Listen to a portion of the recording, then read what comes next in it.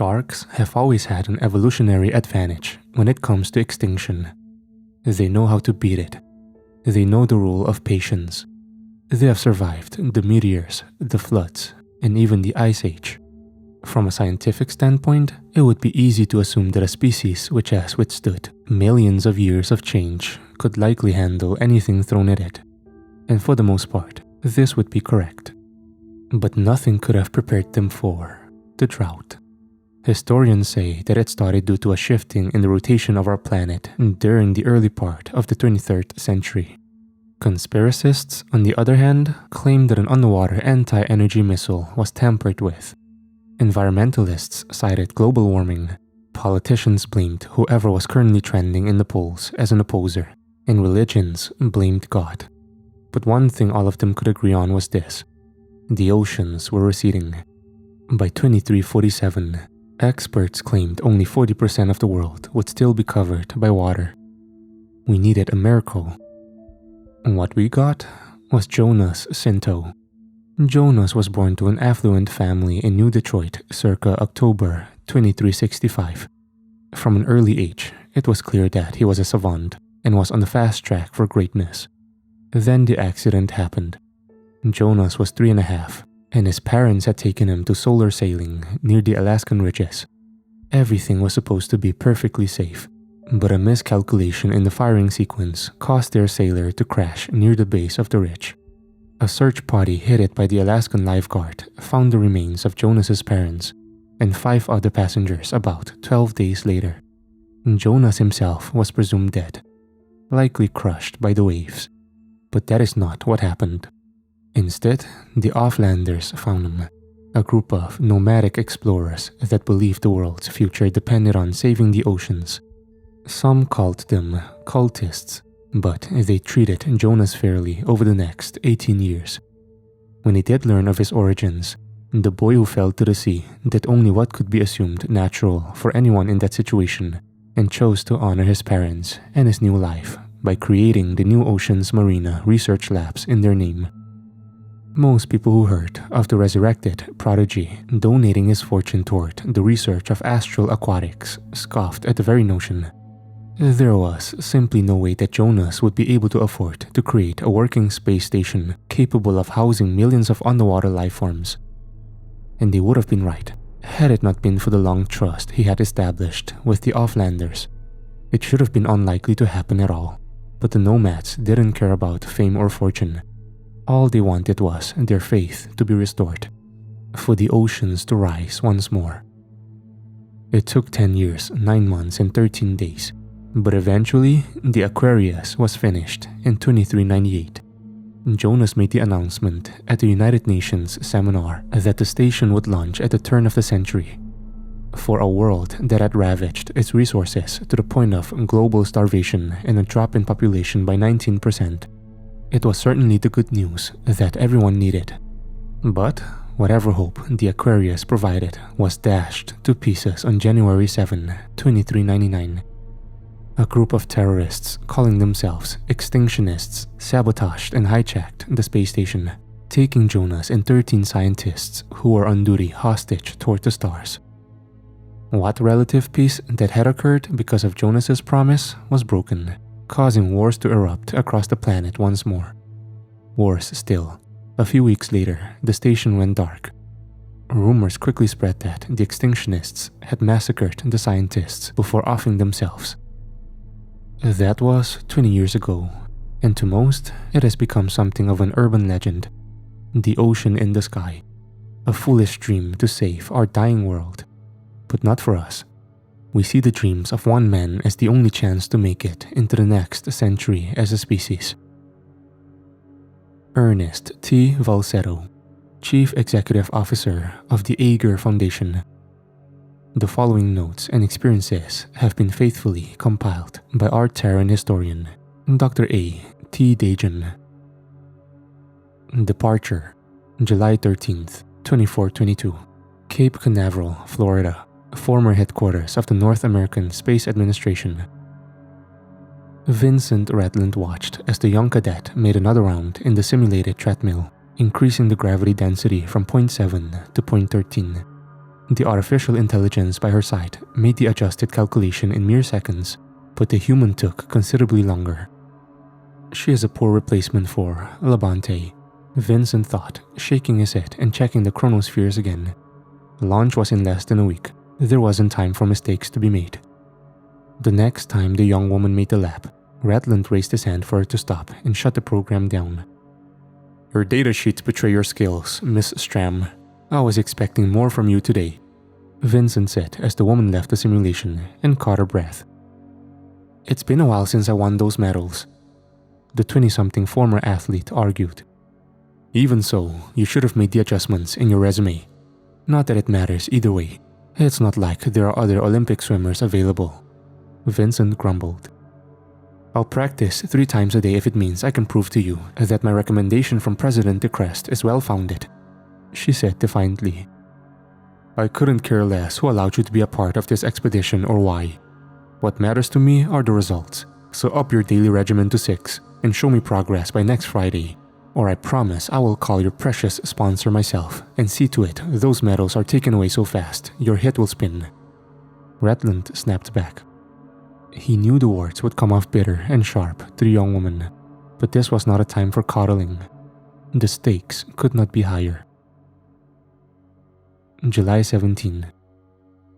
Dennis Allen needed to get his head back in the game.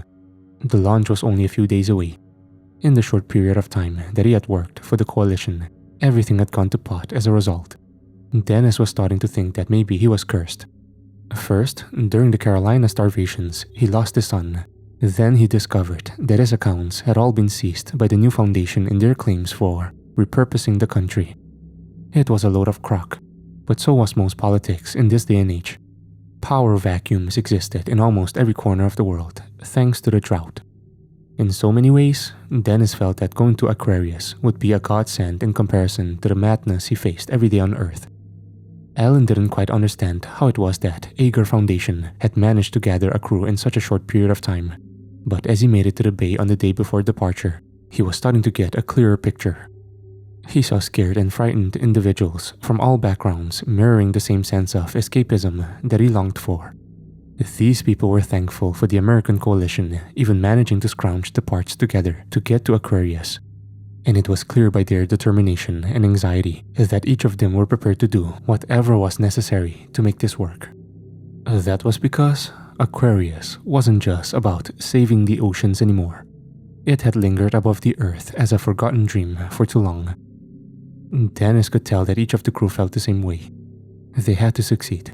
They had to save their dying world. Mission Report, July 21st, 2422. Acting Commander Reggie T. Kinsler. I have sent our departure stats to control, and it appears we are on schedule to arrive at Aquarius in T-minus 13 hours.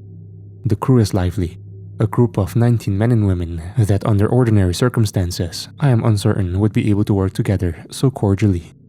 But these past 3 months have been hardly conforming to what would be considered a redundant schedule. We have worked hard with the limited resources we had to finish this project in secret. We couldn't risk another flummox like what happened with Jonas. It's interesting how I find that my thoughts turn to him as I watch Earth fade away. This world was on the brink of collapse, and this lost child managed to bring hope again to millions of people. Even if it turned out to be false, it kept the species going long enough for this to be possible. Aquarius. I don't know much about the place except what Control has provided us. For all intents and purposes, we will be landing blind. I have provided the blueprints to Jonas's original model to my security detail, 3 men, 1 woman, and informed them that it is quite likely the layout may have been changed since its original launch. Our mission is twofold. We scout the entire station and also determine if any portions of the facility can still be used or repurposed for terraforming another world. Control believes that if one of these goals can be achieved by the fall solstice, then we can possibly begin a process of selecting people from Earth to live here and make the Aquarius a colony of sorts. It will become more than a vessel for sea life, but also an ark for mankind, to sail us toward the next frontier, whatever that may be. I just hope I get to play some part in it. Arrival, Picture, if you will, a long tunnel, widening or brightening the way a roller coaster might before tipping off into a plummet. The very stars seem reachable. This is how Aquarius presented itself to us. A quiet, frozen paradise capable of being awakened. But some dreams should be allowed to sleep eternally, for when our ship managed to latch onto the eastern outer ring, I couldn't help but run scans and notice several key systems still operating functionally. We were expecting to find a dead world, marred by the remnants of a long-forgotten story. What we found instead was far worse. Commander Kinsler asked for my team to be the first to scout the entry point. Hannes and Taylor took the rear, while Beckett and I scoured the North Hangar Bay.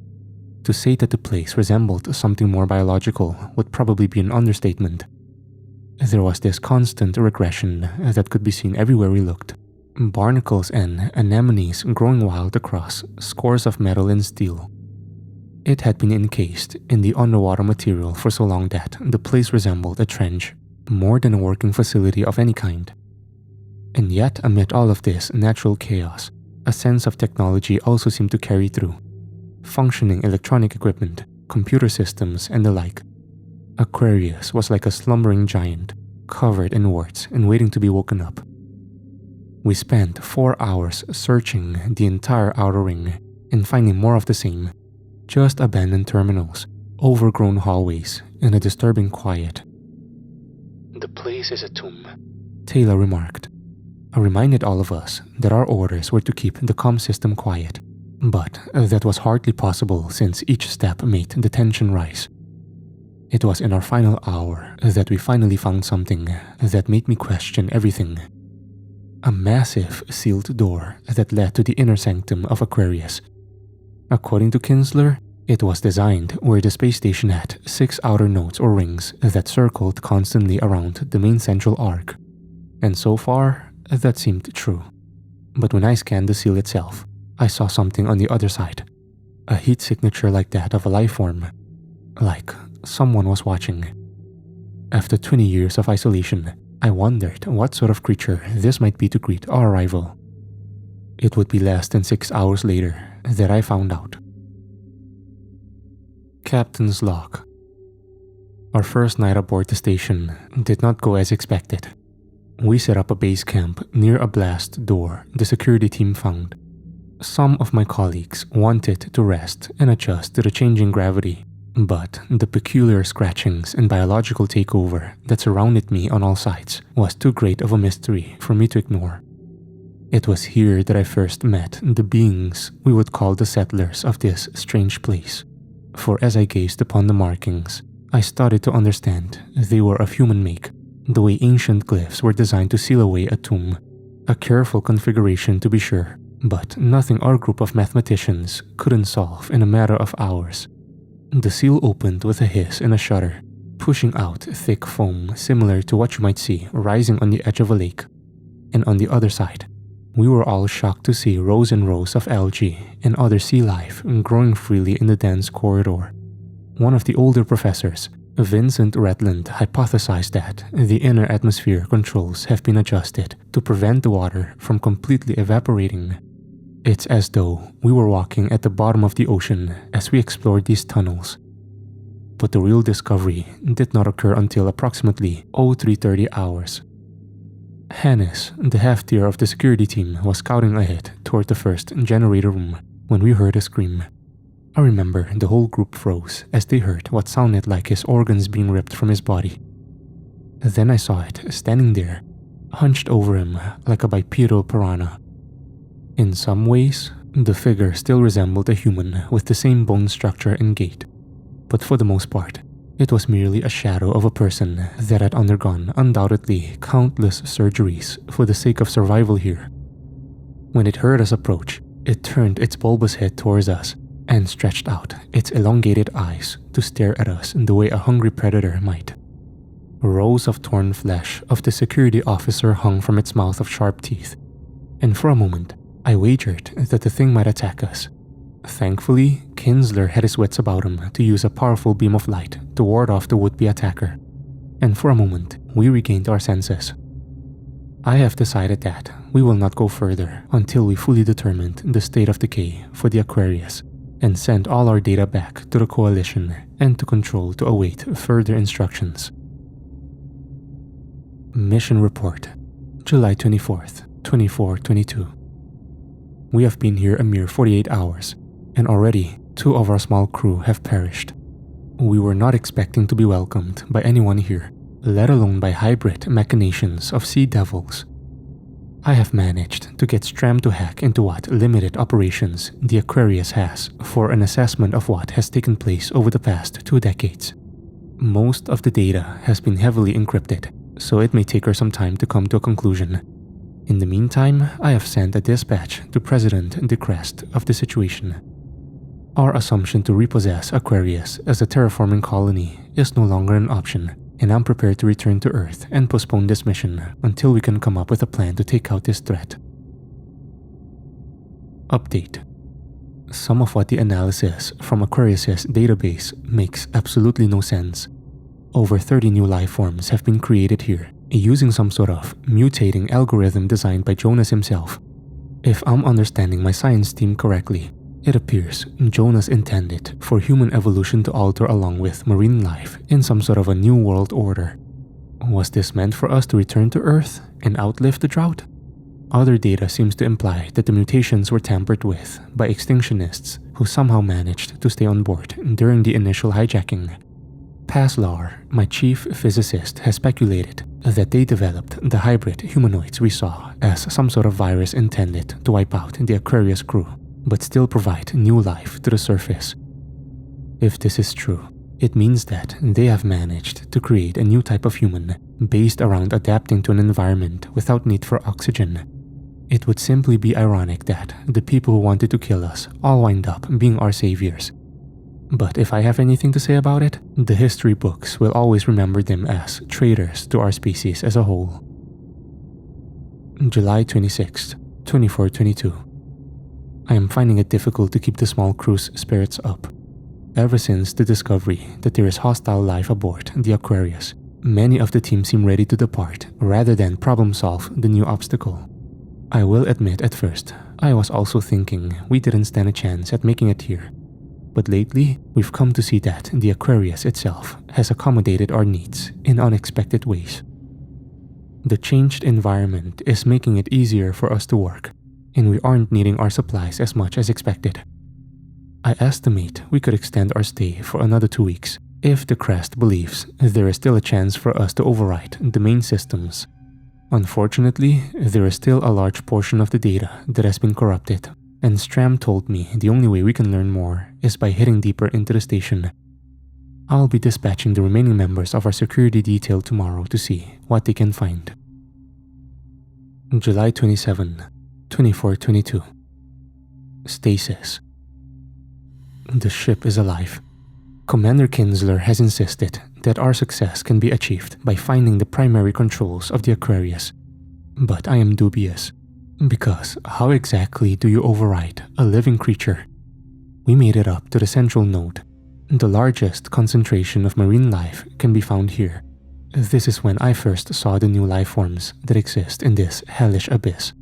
Sharks the size of double-decker buses swimming around freely, devouring the skeleton of a whale and using its carcass as some sort of home base for literally hundreds of smaller sharks. The small ones in the species reminded me of a mix of hammerheads and spearfish with long sharp noses and twisted teeth. I think what scared me the most, though, was when we walked through the corridors. Most of them slowed their swimming pattern and watched us, intently curious to see where we were going. Then we heard the voices. At first, I thought it was only in my own distorted thoughts and broken sanity that I was hearing the incessant chants. But as I looked about the group, I realized all of us were suddenly paralyzed by the singular word that kept ringing in our heads. Food, food, food, food, food. Stram looked toward the sharks. It couldn't be a form of telepathy? She asked nervously. Before any of us got a chance to speculate, a scream pierced the air. One of our engineers, Janice, was taken by the creatures. I watched in horror as they dragged her toward one of the airlocks and pushed her into the open water alongside the myriad of sharks. Kinsler ordered the guards to raise their weapons, and Stram immediately volunteered to rescue her. But it was over in less than 15 seconds. Despite the lightning speed at which the hybrid sharks managed to pull apart Janice's body, tearing her arms and her legs from her torso as though she were a toy doll. I remember every vivid detail, her dead, frightened eyes, the cascade of blood as the sharks worked like a finely crafted, singular unit, each one making certain not to get in the way of the other. And above it all was a throng of music that played out across the sound system of the Aquarius. The dangerous creatures that called this place home were singing praises to this massacre. A minute later, only Janice's skeleton still remained, and I wondered if some of the marine life on the surface of the massive chamber would clean that up as well. I felt my own partner squeeze my hand anxiously. Kinsler announced about an hour later that he was going to make the suggestion that we leave this place again to the coalition. But some among our group are already talking about revolting if the answer comes back negatively. July 30th, 2422. Dr. Ratland has requested that I begin a psychological evaluation of the remaining members after the trauma we were exposed to a few days ago in the main note. We have returned for now to the safety of our ship and only allowed the security detail to roam the Aquarius. This is a hostile place, unlike any we have ever seen before. I remember questioning his motives on the surface for his strict training, but given what we have dealt with so far, I think it's safe to say he actually didn't prepare me enough. Commander Kinsler is preparing for departure, but we have met with a snag. Once we made it within the Aquarius's hold, it seems the gravitational pull of the rings will not allow us to break free, unless we find a way to shut off the generator. Ratland speculates that the Extinctionists have likely been guarding the system for quite some time. There are still myriads of questions I have about this entire ecosystem though, for despite its brutality, I can see that Aquarius is a functioning environment. It thrives, in fact, and each time I venture out, I notice more life flourishing. How is any of this possible when the humans in charge have devolved into savage life forms? I keep thinking the sharks must serve as a key part of their day-to-day life. All of the sea creatures we have seen so far, the sharks are the most evolved. The humanoids seem to worship them as gods, and the sharks have even achieved what Mr. Allen called supernatural abilities. I, however, believe there is another portion to this tale that we are not privy to, and I have decided that, if we are leaving soon, I would like to test my hypothesis with or without the commander's permission. It will be risky, but Taylor and Frank have already agreed to help me. The plan is simple, but should we not return, I will place this record here as a testimony to our actions. We will travel under the hours of morning when the Aquarius seems to be at its most peaceful. I'm not entirely certain what schedule these beings seem to keep, but so far the time here seems to indicate an 18-hour nocturnal schedule, followed by 6 hours of rest. I believe this is partially due to the rotation of the Aquarius being misaligned with the equator, resulting in longer periods of darkness. And the beings, both marine and bipedal, have adapted by being active during these periods. I will be diving into one of the smaller nodes near the south portion of the core. The smaller sharks that have only recently been bred seem to be kept in quarantine here, and this will provide me a chance to capture one without risk of danger from the adults. We will dissect the shark's brain to determine how it has been able to achieve the abilities that it has obtained, and what role any humans played in their new evolution. I plead to whatever god is still listening that we can achieve this goal. And until then, this is Mary Stram, signing off. Discovery, log of Dr. Vincent Ratland. Our primary marine biologist has sacrificed her life to make an astounding find concerning the hybrids we have encountered aboard the Aquarius. After spending nearly 2 hours prepping, and then another trying to lure one of the smaller hammerhead hybrids toward a portion of the tank that is meant for surgical operations, Mary managed to trap a male hybrid and 2 smaller females. During the process, she unfortunately lost her life, The larger adults saw through the ruse and, using their modified fins, managed to pry open the cage and free the two females. The young male died in the process, as the adult also lodged a part of their spearhead into its lower abdomen. Dennis thinks that the adult was trying to prevent us from salvaging the body. Stram insisted that we focus on saving the specimen rather than her, as one of the other adults grabbed a hold of her leg and dragged her down toward the murky waters below. I wish I knew how best to express her bravery, but I can say now that it was not in vain. Me and 3 other volunteers have succeeded in dissecting the shark's body fully and come to a startling conclusion. It would seem that these sharks are fused with artificial intelligence of a sort, designed to modify their brains and provide them cognitive abilities superior to even their human hosts, and their brains have advanced to triple their original size. Dennis says that he believes this accounts for the shark's telepathy, and also why the humanoids seem to worship them. It's a hive mind mentality. They are the alphas here. The humans have become like worker bees. It was a stunning and shocking revelation that made us all question God himself. Fear has gripped the few of us that remain. With over half of our ship crew gone, I worry that we may not even be able to return to Earth to warn others of the dangers here. Aquarius is indeed a living, breathing world, but from what I have seen so far, it is clearly in opposition to the restoration we are trying so hard to achieve. It is death incarnate itself. Vincent Ratland, Chief Physician. Supplementary information. The chambers to the west of the docking bay were the first that began to flood. The crew of the small Endeavour that had managed to survive for a few weeks aboard the Aquarius were still naive enough to believe that the incident was accidental. They didn't want to believe that the creatures they had encountered, which had ripped them apart and used them as fish food, were also smart enough to end them all. It was obvious that the flooding was meant to end the long stalemate between the two groups, and the sharks, which were normally sealed off, were allowed to roam free. Their sense of smell was increased, allowing them the chance to find any runners in less than a minute. Commander Kinsler managed to set a few underwater charges that pushed back the larger species trying to attack. But it was only a temporary delay. The sharks were smart enough that they knew when to expect the charges. The sharks could heal their wounds. Some would be stagnant for hours, drifting amid the flooded corridors like pieces of torn wood. Then slowly, they would recover. Even with the most brutal harm coming to their bodies, these creatures could adapt to anything. All the while, the worshippers chanted and watched, pleased that the small sacrifices were enough to appease the larger sharks.